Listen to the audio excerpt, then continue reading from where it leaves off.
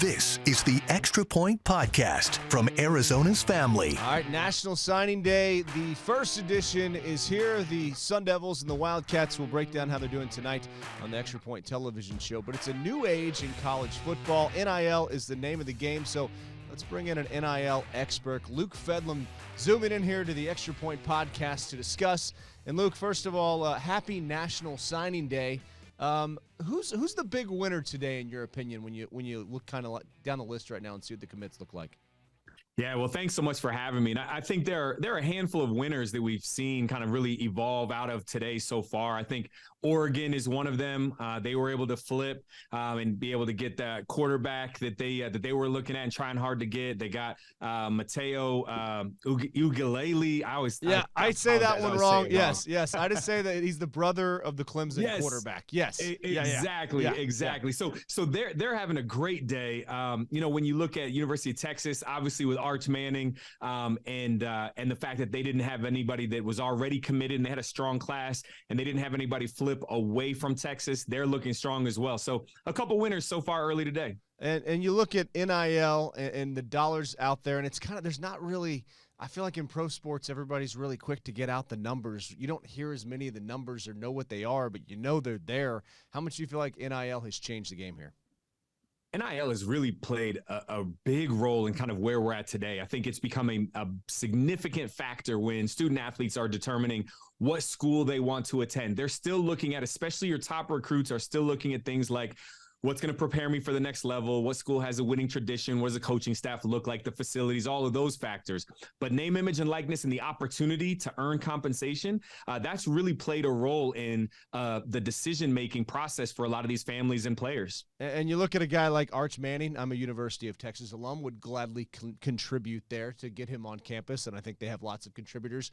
What kind of dollar? You hear all sorts of stuff. Do you have any feel for how much it's costing the University of Texas to get Arch Manning there on the 40 acres?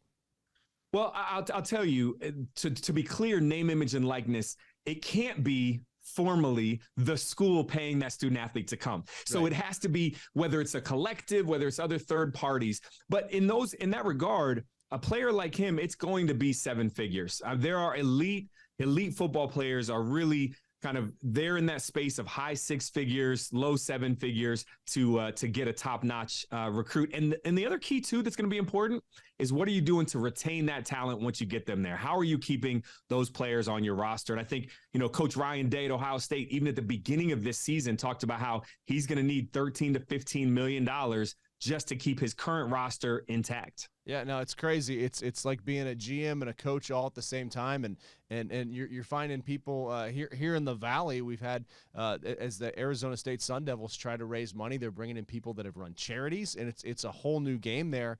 What does the process look like, as you mentioned? Because the school can't technically give a kid the money. I know they're NIL agents now. At least you've heard about them. How does this process work? So really a few different things. One, let's just be clear. We know that coaches are talking with collectives and they're highlighting the players that they're trying to recruit. Now, the NCAA has come out with rules, clarifying their rules to say that a collective can't use the promise of a name, image, and likeness deal to recruit a prospective student athlete. But we do know that collectives are having conversations with families and recruits, that there are corporate, relationships, local businesses, donors, et cetera, that get connected into those particular recruits to try to offer opportunities. Now, while they can't promise them a deal, a coach can go into a living room of a family of a recruit and say, hey, listen, I can't promise you a certain dollar amount, but these are the types of deals that are happening at our institution. These are the type of deals that collectives have for our linemen. This is what some of the receivers or, quarterbacks, et cetera, have been able to receive. So you could expect, if you come here, that this is what this is going to look like for you. And if you're that guy, if you're that player, you might even, command even more than that. And you think about the days of the Fab Five and the guys there saying, not wearing the Michigan shirts in the Final Four and saying we don't even have enough money to go out and get a pizza and go see a movie. And it seems like, okay, so where are we on the spectrum of guys that, rising rents here in the Valley of the Sun? We're a growing metropolis. They want to be able to afford an apartment, to making crazy money. Where does that spectrum look like when it comes to NIL? Oh, it's across the board. There are a lot of student athletes that will do name, image, and likeness deals and may not actually get a form of cash compensation for it. It may come from other services provided. So if you think about it, you could have, you mentioned an apartment. There are student athletes that are doing NIL deals with apartment complexes to promote that brand, right? Because when you think about it, the demographic of that particular player and their social media following, oftentimes for many apartment complexes are exactly who they're going after for other students, et cetera. So we're seeing it from that to restaurants and other local business opportunities, all the way to some of these bigger deals that are really focused on ensuring that a particular player is happy and is making money while at the university or the institution. Yeah, it's very American. I don't know why we didn't think about this long time. It was all under the table. So, I mean, right. And it's not like, I mean, there's a couple Arch Mannings out there, but are there more just guys that, making a little cash while they can? Well, absolutely. I mean, there are plenty of student athletes, and this is across, I know it's National Signing Day and we're talking football, but across the board, name, image, and likeness really is an equal opportunity for student athletes of all genders, of all sports that they play, to be able to go out and earn compensation with name, image, and likeness. So we're seeing a lot of deals from student athletes in other sports as well that are just being able to earn some money, put some money in their pocket to be able to go out and have some meals, or to be able to go out and buy clothes they want, or take a trip that they want to take. That's what it was meant to be. It was meant to be the opportunity for student athletes to just be able to earn money off of their own name, which for so long has been prohibited by the NCAA. Is there a day, though, that this needs to be reined in and regulated? Is there anything out there to kind of watch to say, oh, well, now Ohio State should be playing the Dallas Cowboys with these kind of deals? What are some of the where's the parameter there as far as it can go?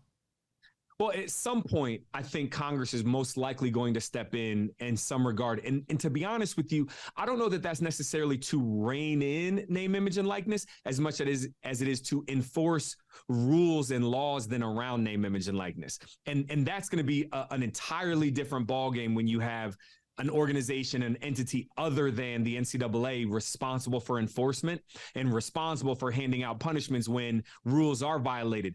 So many people know in the industry about different schools and the tactics that they've taken that have maybe bent or broken rules over the years that have never been punished for that. And that's before NIL. So I think that at some point we're going to see that. But when you think about reining in, there's coaching salaries right now are at an all-time high, and we're seeing $100 million deals for college football coaches. That's not being reined in. We look at the conference deals with their media deals, and for the Big Ten to just sign a $7.5 billion multimedia deal. That's not being reined in. So I think we're not going to see name, image, and likeness, the reining in of amounts that student athletes will be able to command. I do think, though, the market itself will adjust over time. And that's why I think it's good for the market right now for the next couple of years to see how this plays out. Because if you're a donor that contributed 6 or 7 figures to recruits that ultimately, let's say, played this past season and it didn't pan out, and the team maybe had a losing record or just didn't win their conference championship, those donors are going to, I think, question what's the return on my investment. And I think that's going to adjust the market as we go forward. Yeah, we've had a couple guys like that out here at Arizona State who have gotten cars, and one guy didn't even play second half of the season, but hey, he did get a vehicle out of the deal, and God bless him. And in this new age, you got to get yours while you can. That's for sure. Could you see an age, though, a day and an age when maybe a guy doesn't leave college because he would be taking a pay cut? Well, I think we're actually kind of at that point right now. I think that there are potentially, fourth-year guys that maybe have another year of eligibility that have said, all right, if I'm a fringe player, if I'm a football player that is right in that borderline between a late round pick in the NFL draft or just going undrafted and having to fight my way onto a roster, those are players I think that could say, okay, now that I can make money, that money idea isn't the pressure for me now to enter the league to try to, be able to help my family out or myself out. Now, if I have money coming in through name, image, and likeness, I can stay another year and continue to develop my skills. If you happen to be that first, second, third round person that's kind of already got that first, second, third round grade from the NFL, you're most likely going to go and take your chances in the league. there's so much more money that can be made based on your player contract entering the league than just through name, image, and likeness. But if you're that player that's in the fringes, that's kind of a questionable pick, then I think staying another year gives that opportunity. Yeah, I was hoping a Lamborghini and $1 million would keep Bijan Robinson on campus at the University of Texas, but I get it. Who is most poised here to kind of vault ahead and out here out west with the Pac-12 changing? We have Coach Prime now. We're excited. I mean, I think he's gonna help the media rights deal. But how do you keep from falling behind in this new age? Well, I think it's you have to kind of adjust with the times, and we are in a period of immense change. The pace of change right now in college sports is incredible in terms of all that we're seeing, from the transfer portal changes to name, image, and likeness, to discussions happening with conference commissioners and student athletes about potential revenue share, to the possibility of classifying student athletes as employees, which has with it a whole host of other effects that could come into play. There's a lot of change. And if you're an institution, if you're a coaching staff, if you're an athletic director, you've got to stay on the forefront of that change and determine how are we setting ourselves up to best equip, prepare, and ultimately protect student athletes to be able to navigate this new business of college sports that wasn't around 20 years ago. I mean, it wasn't around 10 years ago, 5 years ago. So much has changed over the last 24 to 36 months that athletic directors really are having to stay out there on front to be able to lead this change. And last question, with college football playoff expansion, how much will this expand NIL in your opinion? Big time. Big time. I think that we're going to see more and more deals happen with various bowl games that then become part of this expansion. We're going to see deals with the bowl, primary partners, corporate sponsors, and the student athletes. We're also, I think, going to see, because of this opportunity to win a championship, a national championship, I think we're going to see more and more student athletes that don't opt out, that don't opt to sit out of a potentially meaningless bowl game, because now you've got, these 8 more teams that are now going to be involved in these games that have much more meaning and give them a chance to win a national championship. So I think name, image, and likeness is going to play a role, and I think we're going to see the cream of the crop participating in these games as we go forward. That's music to my ears, especially as these bowl games are a little more unwatchable than they've been in the past. So, hey, thanks for the time today.